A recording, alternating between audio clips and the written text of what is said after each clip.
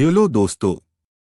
आज हम एक ऐसी प्रेम कहानी सुनाने जा रहे हैं जो आपने कभी सुनी नहीं होगी। तो प्लीज कहानी को पूरा सुनना। यह एक ऐसी प्रेम कहानी है जो आप सुनकर हैरान हो जाएंगे। यदि आपको कहानी अच्छी लगे तो प्लीज वीडियो को लाइक और सब्सक्राइब करना ना भूलें और साथ बेल आइकॉन दबाना बिल्कुल ना भूलें ताकि इसी प्रकार के वीडियो का नोटिफिकेशन मिलता रहे।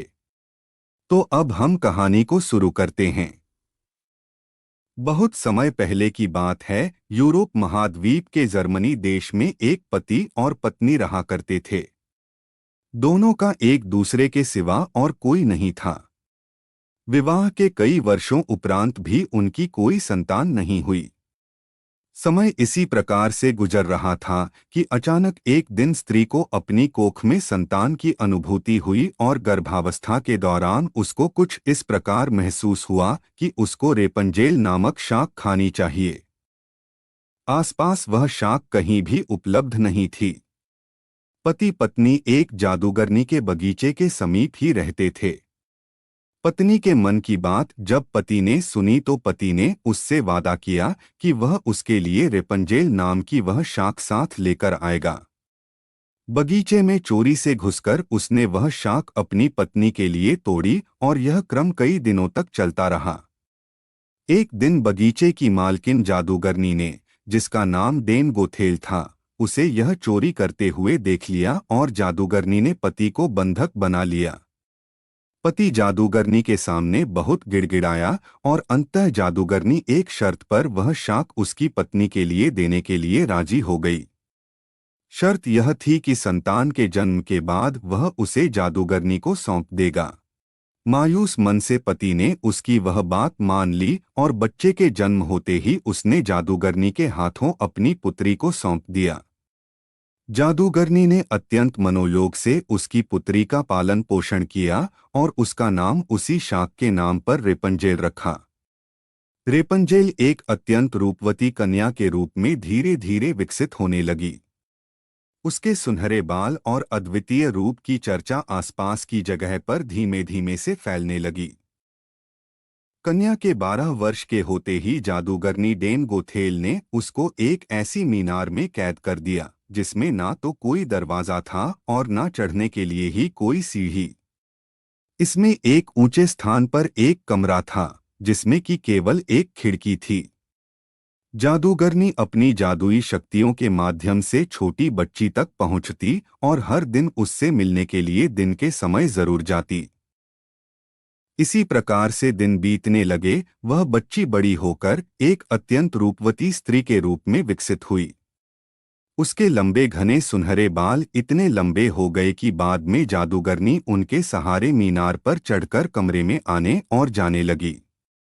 ऐसा करते वक्त वह रेपंजेल को पुकारते हुए कहती, रेपंजेल अपने बाल गिराओ ताकि मैं तुम्हारे सुनहरे बालों पर चढ़कर ऊपर आ सकूं। समय इसी तरह से गुजरता गया और एक दिन किसी राज्य का राजकुमार घूमते घूमते उसी क्षेत्र में आ गया जहां पर रेपंजेल उस मीनार में रहती थी। रेपंजेल की आवाज में अद्वितीय मिठास थी।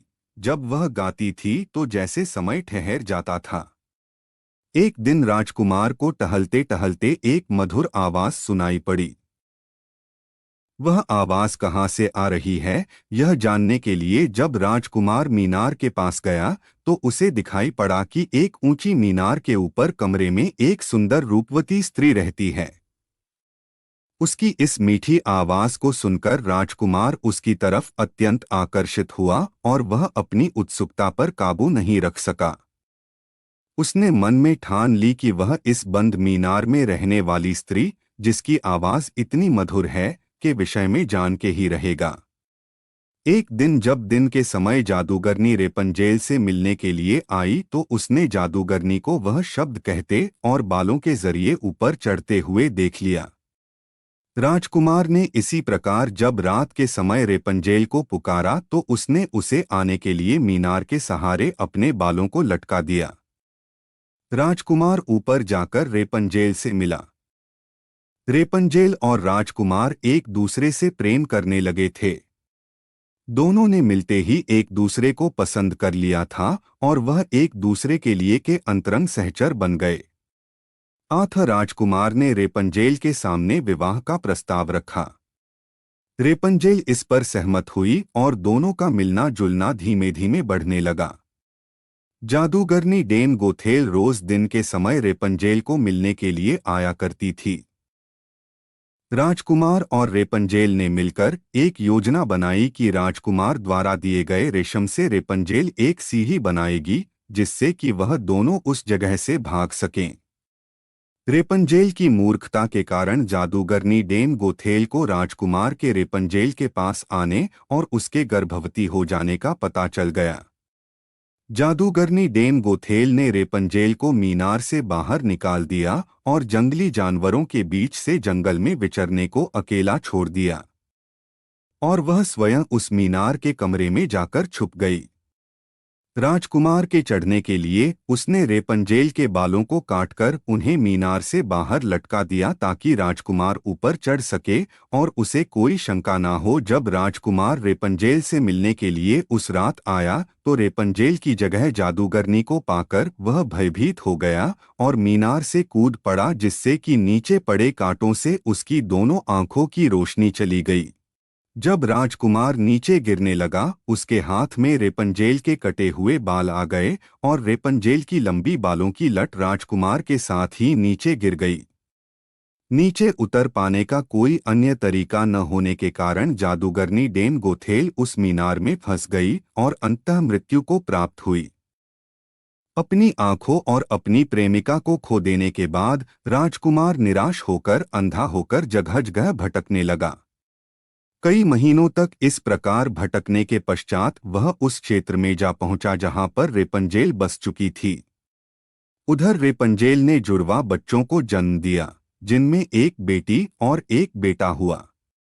इसी तरह कुछ समय तक एक दूसरे के विछोह में रहने के बाद अंततः दोनों उसी राज्य में एक स्थान पर मिले, और उनके मिलन से चमत्कार स्वरूप राजकुमार की दृष्टि वापस आ गई और रेपंजेल के लंबे सुनहरे बाल उसको वापस मिल गए और दोनों हंसी खुशी अपना जीवन साथ में बिताने लगे। दोस्तों, इस कहानी से हमें यह शिक्षा मिलती है कि बुरे का अंत बुरा ही होता है और विश्वास के सहारे एक दिन दुनिया में सब कुछ पाया जा सकता है। जिस तरह जादूगरनी गलत नियत से रेपंजेल को इतने साल कैद में रखती है, एक दिन उसे इसका दंड मिला और वह मारी गई। रेपंजेल ने बचपन से उम्मीद लगाई हुई थी कि उसे एक दिन कोई बचने आएगा, उसकी खुशहाली भरी जिंदगी होगी। एक दिन उसके इस विश्वास को भगवान ने पूरा कर दिया।